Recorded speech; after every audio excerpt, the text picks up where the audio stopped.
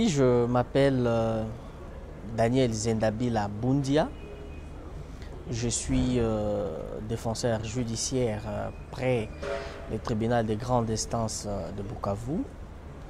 Je suis le coordonnateur provincial de la FOSEDEP Sud Kivu, qui est un des organisateurs de ces assises. Je choisis la thématique de ce travail de la société civile tout simplement parce que j'ai moi-même été sidéré par les crimes très graves que subissent beaucoup de mes compatriotes, surtout à l'est de la République démocratique du Congo où je me trouve. Et face à cela, comme ils sont abandonnés à eux-mêmes, ils n'ont aucune assistance, oubliés et par leur propre État et par la communauté internationale, je me suis dit, je vais me faire leur porte, je vais porter leur voix dans quelques assises que ce soit où je puisse me retrouver et dire quelles sont les conditions dans lesquelles ils vivent, quelles sont leurs souffrances, quels sont leurs besoins. Peut-être que leurs cris à travers ma voix pourront tomber sur des oreilles attentives, des gens de bonne volonté et qui pourront peut-être arrêter ces cycles de violence qu'ils subissent chaque jour et que les personnes qui les ont fait subir ces genres d'atrocités ne puissent pas se retirer comme ça et qu'ils puissent faire face à la justice et la vraie justice. Comme je l'ai dit, les victimes se retrouvent aujourd'hui comme des parents pauvres, donc comme des brebis sans berger. Ils sont délestés à leur triste sort. Donc ils se retrouvent dans une précarité terrible, jusqu'à telle enseigne que ces victimes sont habituées à se voir faire subir des atrocités et ils sont habitués à savoir que ceux qui leur font du mal ne peuvent même pas être punis. C'est ça leur situation. Donc aujourd'hui, si tu descends sur le terrain, tu dis à une victime, une personne qui a été violée, de savoir qu'est-ce qu'on peut faire pour lui, pour toi. Et la personne va s'étonner. Elle va dire que ce n'est pas envisageable qu'on fasse quelque chose pour lui. Donc, ils sont habitués à subir les atrocités et parce qu'il n'y a personne qui leur vienne en aide, parce qu'ils n'ont jamais vu quelqu'un qui a subi des atrocités avoir des réparations, ils pensent que c'est une utopie, ils pensent que c'est quelque chose qui n'existe pas. Voilà en fait, en termes ramassés, ce que je peux dire de la situation des victimes. Donc ceux qui ont été violés n'ont pas accès aux soins, ceux qui ont subi des traumatismes vont de mal en pire et d'autres enfants qui sont peut-être des fruits de ces atrocités ont encore augmenté leurs agressivités et en fait de compte, c'est une situation chaotique, catastrophique que subissent les victimes de graves crimes.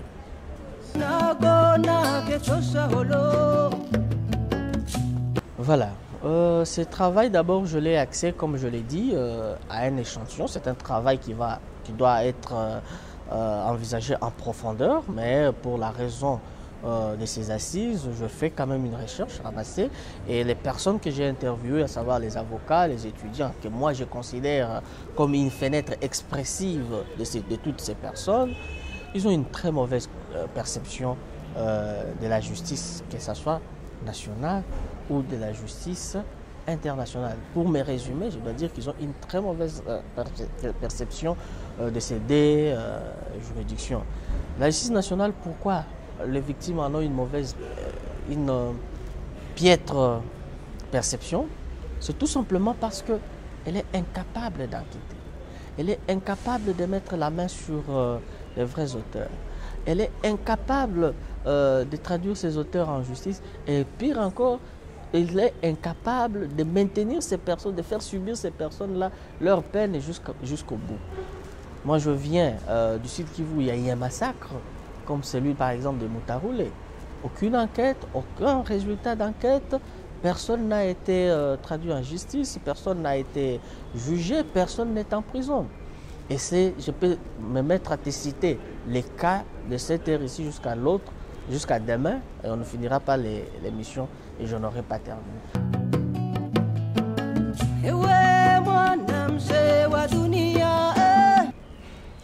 Voilà, je me dis que la justice a un seul objectif, la paix sociale.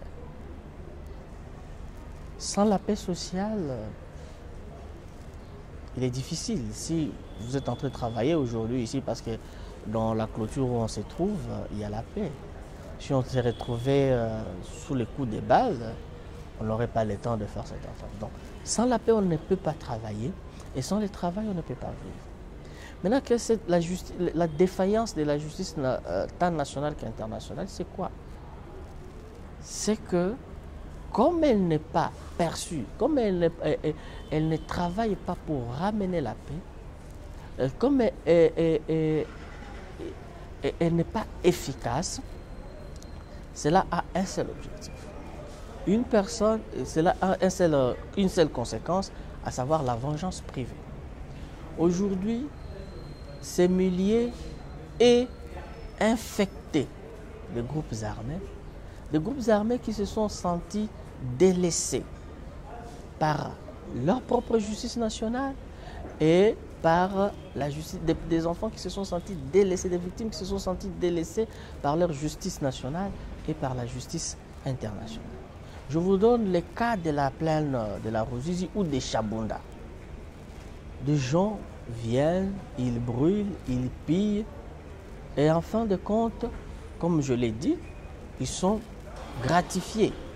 Au lieu de purger les CRS, au lieu qu'il y ait même une mascarade de procès. Ça produit quel résultat? Les autres qui ont vu cette personne bien s'en sortir parce qu'il a commis des massacres vont d'abord, commencer par penser que c'est une voie normale pour accéder au pouvoir.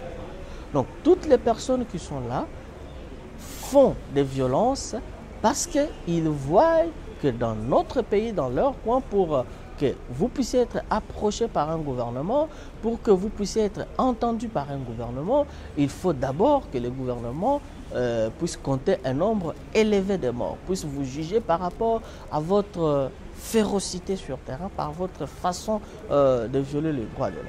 Alors, les groupes armés pullulent aujourd'hui parce qu'ils trouvent que c'est une façon normale de gagner sa vie, c'est une façon normale d'accéder aux privilèges. Deuxième aspect, quand quelqu'un est venu, il a violé ta maman, il l'a tué, et que demain, toi aussi, tu as la possibilité d'avoir une force, parce que la personne qui l'a fait s'en est tirée, tu vas aller toi aussi dans son village, tu vas violer sa maman et tu vas la tuer. Et alors, la vengeance privée prend de l'ascenseur et la paix sociale, qui est la finalité de la justice, n'est pas retrouvée. Raison pour laquelle j'ai dit, ces juridictions-là, tant qu'ils n'auront pas puni sévèrement, tant qu'ils n'auront pas gardé les personnes, les auteurs de graves crimes dans des milieux carcéraux sûrs, elle n'aura pas atteint son objectif, à savoir la paix sociale qui vise toutes les juridictions, qu'elles soient nationales ou internationales.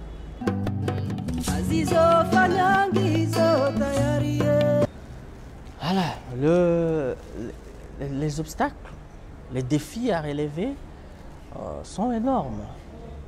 D'abord, nous travaillons avec les moyens de bord.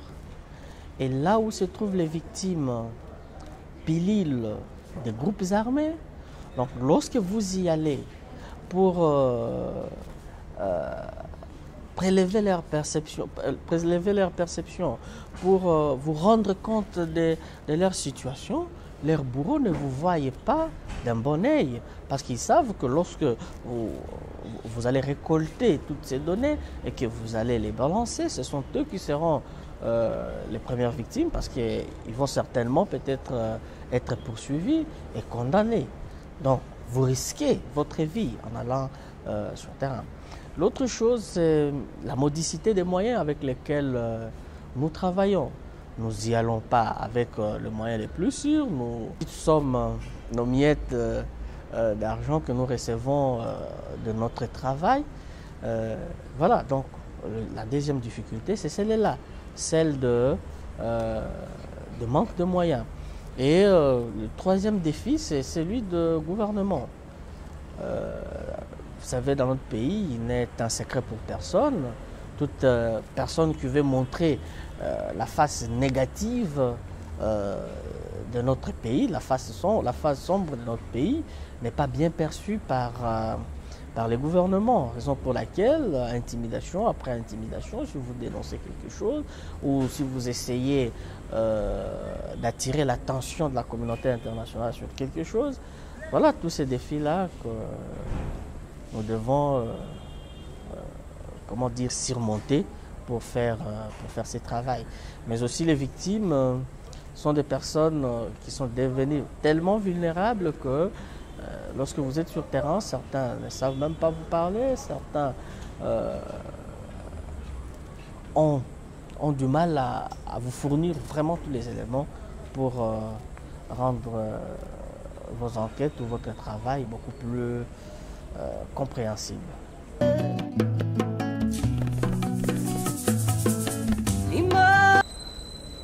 Voilà, il y a dans les débats aujourd'hui un confrère qui a parlé des dieux. Je ne peux pas dire qu'il y a un mécanisme vrai de protection des acteurs de la société civile. Les mécanismes, ce sont d'abord personnels. Toi-même, lorsque tu fais ton travail, tu dois les faire de telle manière que tu sois protégé. Raison pour laquelle, lorsque moi-même je vais sur le terrain, il y a des heures après lesquelles je ne peux plus voyager, je ne peux pas quitter un village à l'autre, ou une heure avant laquelle je ne peux pas sortir. Je dois m'assurer que là où je suis en train de partir, quelles sont les conditions sécuritaires. D'abord, la première protection, c'est l'acteur de la société civile elle-même, lui-même plutôt. Mais bon, quant à la MONUSCO, il lui arrive parfois, pour certaines personnes qui ont déjà recouru à eux, d'être protégés. Mais moi, personnellement, je n'ai jamais recouru à la MONUSCO pour être protégé. Mais bon, dans notre pays aussi, je ne connais pas un seul mécanisme de protection des acteurs de la société civile.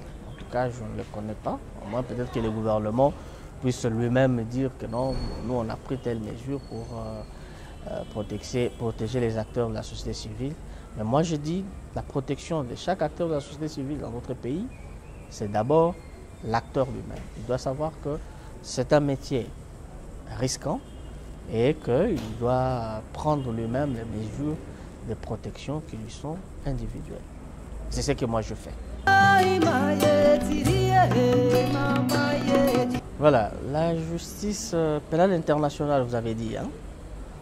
La justice pénale internationale doit être proche des victimes.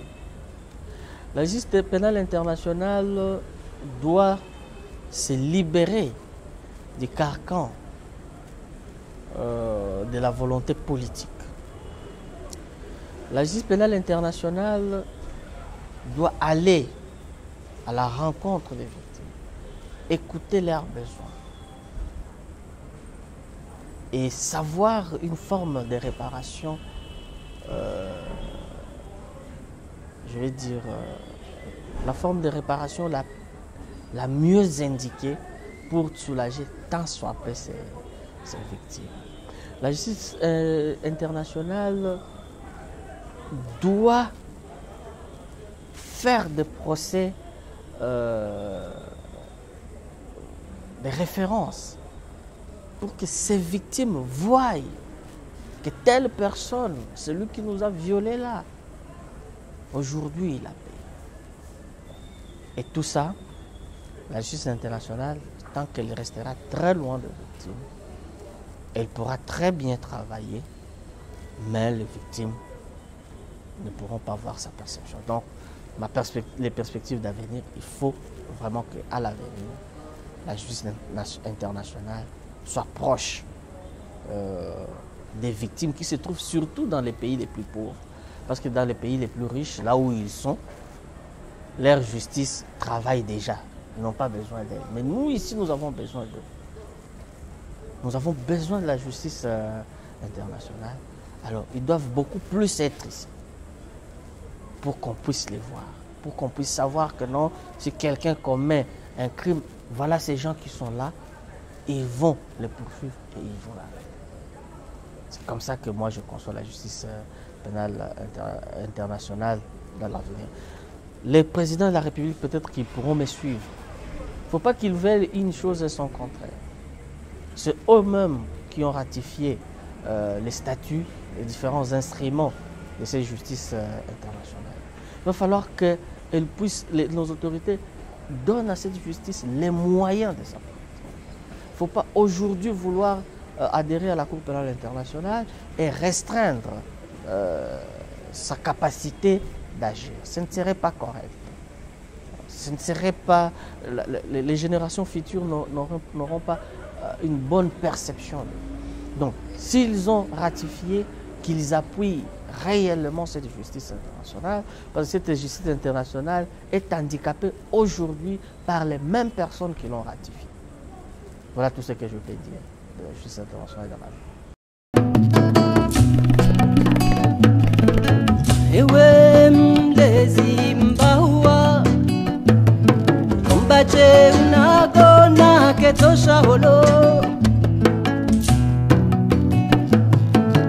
Son